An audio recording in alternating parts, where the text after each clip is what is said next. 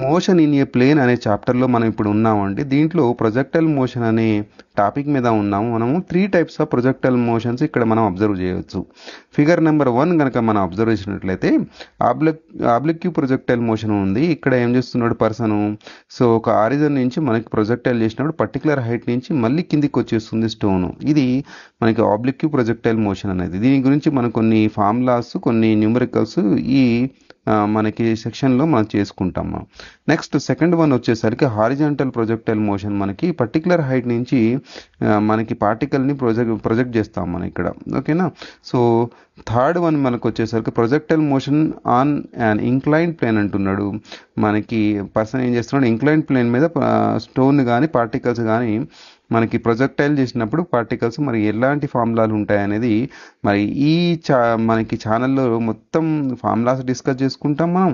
అదేవిధంగా దీనికి సంబంధించినటువంటి న్యూమరికల్ కూడా మనం డిస్కస్ చేస్తాము.